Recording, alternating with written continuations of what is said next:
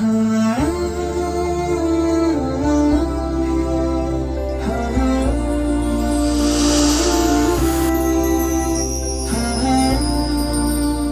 علیکم ورحمۃ اللہ وبرکاتہ۔ برادران اسلام، ایک اور اہم ترین مسئلہ جو ہمارے سامنے اس وقت بہت سنگین مسئلہ ہے، وہ ہے لاک ڈاؤن میں عید کیسے منائیں۔ بہت زیادہ لوگوں کی طرف سے یہ سوال آ رہے ہیں کہ عید کی نماز کیسے پڑھی جائے اور لاک ڈاؤن میں عید کیسے منائی جائے۔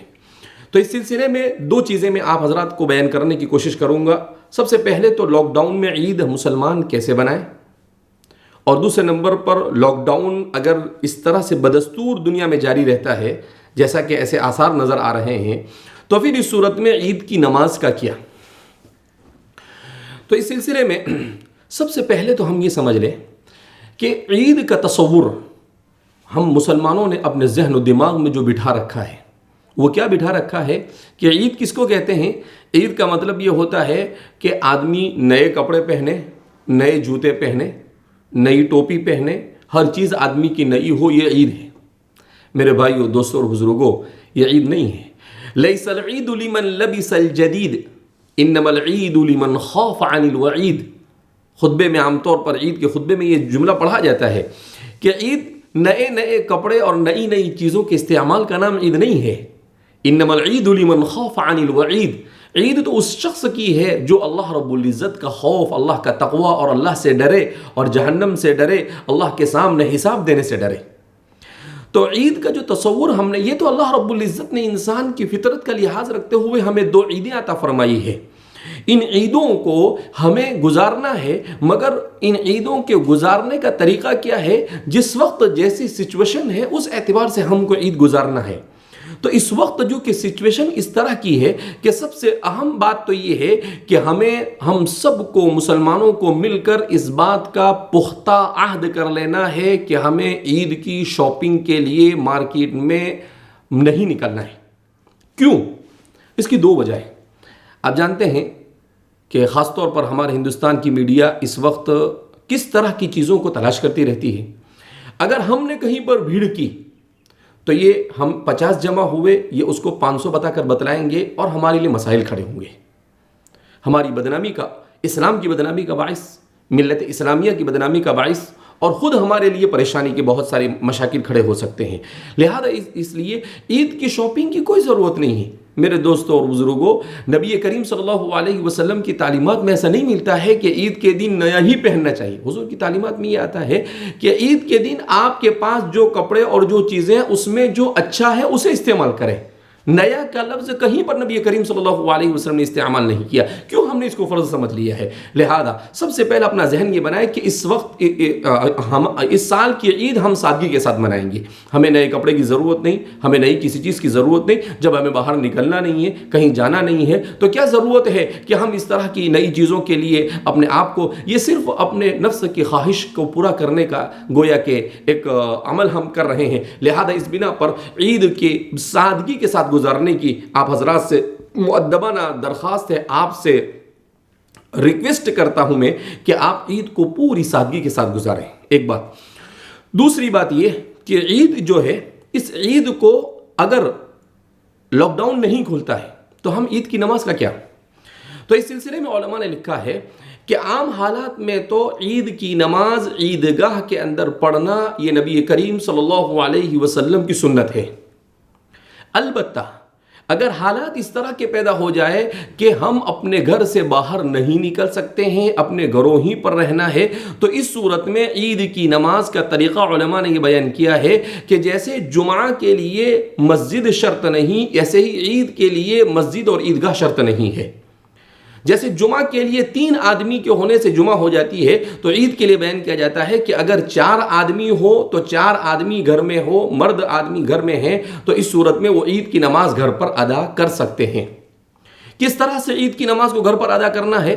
ایسے ہی ادا کرنا ہے جیسے عیدگاہ میں ہر سال ادا کرتے ہیں، یعنی ہمیں 2 رکعت نماز پڑھنی ہے۔ کب 2 رکعت نماز پڑھنی ہے؟ اس وقت عام طور پر ہندوستان میں جو صبح صادق کا وقت ہوتا ہے وہ تقریباً 4:30 سے 4:45 کے درمیان ہوتا ہے، اور دنیا میں جہاں پر بھی جس اعتبار سے بھی ہوتا ہو، اور اس کے بعد سن رائز یعنی اشراق کا جو وقت شروع ہوتا ہے وہ سورج کے نکلنے کے بعد اس کے 2 رمح یعنی 15 سے 20 منٹ کے بعد سے عید کی نماز کا وقت شروع ہوتا ہے زوال سے پہلے پہلے تک. یعنی آپ ہمارے ہندوستان کے اعتبار سے اگر ہم دیکھتے ہیں، بر صغیر کے اعتبار سے دیکھتے ہیں، تو آج کل گویا یوں سمجھیے کہ 6:15 ساڑھے 6 بجے سے شروع ہوتا ہے ٹائم، اور یہ رہے گا آپ کو 12 بجے تک، ایسا سمجھیے. البتہ افضل اس میں یہ ہے کہ اس کے ابتدائی وقت میں ادا کر لیا جاوے، اور بعض علماء نے لکھا ہے کہ تھوڑی سی تاخیر کے ساتھ، لیکن اگر ہم کو گھر پر ہی ادا کرنا ہے تو اس کو جلدی سے ادا کر لیا جاوے. اور عید کو جب ادا کیا جاوے تو عید کے لیے 2 رکعتیں نماز پڑھنی ہے، 2 رکعت پڑھنی ہے. ان 2 رکعتوں کو کیسے ادا کرنا ہے؟ 6 زائد تکبیروں کے ساتھ. تو سب سے پہلے ہمیں نیت کرنی ہے کہ اللہ 6 زائد تکبیر کے ساتھ عید کی 2 رکعت سنت نماز میں ادا کر رہا ہوں. اس کو زبان سے بولنے کی ضرورت نہیں، دل میں آپ نے سوچ لیا تو یہ کافی ہے. اس کے بعد اس کو کیسے شروع کریں گے؟ اللہ اکبر کہہ کر. سب سے پہلے یہ تکبیر تحریمہ ہوگی، پھر اس کے بعد اللہ اکبر کہہ کر آپ کو 3 مرتبہ تکبیر زائدہ کہنا ہے. ان 3 تکبیر زائدہ کے بعد آپ کو قول باندھ دینا ہے، اور پھر اس کے بعد اس میں سورہ فاتحہ پڑھنا ہے، اور اس کے ساتھ کوئی بھی سورت پڑھنی ہے. اس کے بعد رکوع اور سجدہ ہوگا. اس کے بعد کھڑے ہوں گے، کھڑے ہونے کے بعد سورہ فاتحہ پڑھیں گے. سورہ فاتحہ پڑھنے کے بعد اس کے ساتھ کسی سورت کو ملا کر پڑھیں گے. اس کے بعد رکوع میں جانے سے پہلے ہاتھ اٹھا کر 3 مرتبہ تکبیر زائدہ کہیں گے، اور 4تھی مرتبہ تکبیر زائدہ کہے بغیر رکوع میں چلے جائیں گے، اور پھر اس کے بعد رکوع اور سجدہ کر کر قوما کر کر نماز پوری کریں گے. نماز پوری ہونے کے بعد دعا کریں گے، اور دعا کرنے کے بعد آپ خطبہ دیں گے. خطبے میں ضروری نہیں ہے کہ آپ لمبا چوڑا خطبہ دیں. خطبہ اس طرح سے بھی دیا جا سکتا ہے کہ الحمدللہ اور والصلاۃ والسلام علی رسول اللہ. اس کے بعد اگر آپ کو کچھ نہیں آتا ہے تو اس صورت میں آپ 2-3 قرآن کریم کی کوئی آیتیں اس کو پڑھ سکتے ہیں. ایک آدھ 2 حدیث یاد ہے تو اس کو پڑھ سکتے ہیں، پہلا خطبہ. پھر اس کے بعد بیٹھ کر دوسرا خطبہ، وہ بھی اسی طریقے سے دیا جا سکتا ہے. تو یہ عید کی نماز کا طریقہ. جب اسلام نے عید کی نماز کو اپنے گھروں میں ادا کرنے کی گنجائش دی ہے تو عید کو کتنی سادگی کے ساتھ ہمیں منانا چاہیے، اس کو ہمیں سوچنا چاہیے. تو اس لیے لاک ڈاؤن اس طرح سے جاری رہتا ہے تو ہم اس طرح سے عید کی نماز کو گھر پر ادا کریں. عورتیں عام طور پر عید کے لیے عیدگاہ میں آتی نہیں ہیں مذہب حنفی کے مطابق. البتہ اگر گھر میں نماز پڑھ رہے ہیں تو عورت بھی ان نمازوں میں شریک ہو سکتی ہے. اگر گھر میں صرف گھر کے لوگ ہیں، صرف اپنے گھر یعنی کوئی محرم نامحرم کا مسئلہ نہیں ہے، تو اس صورت میں مرد آگے رہیں گے، عورتیں پیچھے رہیں گی. اور اگر کوئی آپ کے آزو بازو کے کچھ لوگ 2-3 لوگ آپ کے ساتھ شریک ہو رہے ہو جن میں کوئی محرم اور نامحرم کا مسئلہ ہے، تو اس صورت میں بیچ میں ایک پردہ ڈال دیں گے. اس طرح سے عید کی نماز کو آپ ادا کریں. لیکن یہاں پر ایک بات آخر میں سمجھتے چلے کہ یہ عید کی نماز لاک ڈاؤن کی سچویشن کی وجہ سے ہے. آپ اس کو ہمیشہ ایسا کر سکتے نہیں ہیں. نارمل حالات میں، عام حالات میں عید کی نماز مسلمانوں کو اکٹھا ہو کر عیدگاہ میں ادا کرنا یہی نبی کریم صلی اللہ علیہ وسلم کی سنت ہے. اور ان حالات کے اندر میں ہمیں عید کی نماز کو اپنے گھر میں، اگر حکومت کے قوانین کا پاس و لحاظ حکومت اسی طرح سے اعلان کرتی ہے کہ گھر ہی میں آپ کو ادا کرنا ہے، تو اس صورت میں ہم عید کی نماز کو اس طرح سے اپنے گھروں کے اندر میں ادا کریں.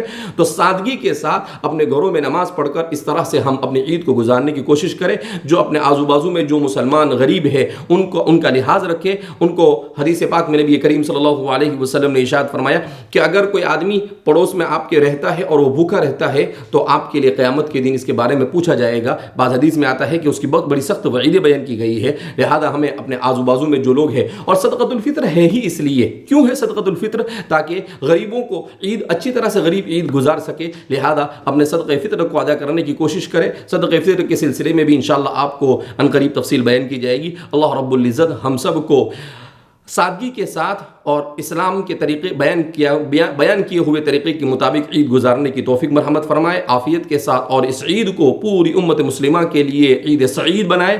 اور میں آپ کو ابھی سے ہی عید کی مبارکباد دیتا ہوں. اللہ رب العزت ہماری عبادتوں کو، ہمارے روزوں کو، ہماری تلاوت کو، ہماری تراویح کو قبول فرمائے، اور اللہ ہم سب سے راضی ہو جائے، ایسے فیصلے فرمائے. والسلام علیکم ورحمۃ اللہ وبرکاتہ.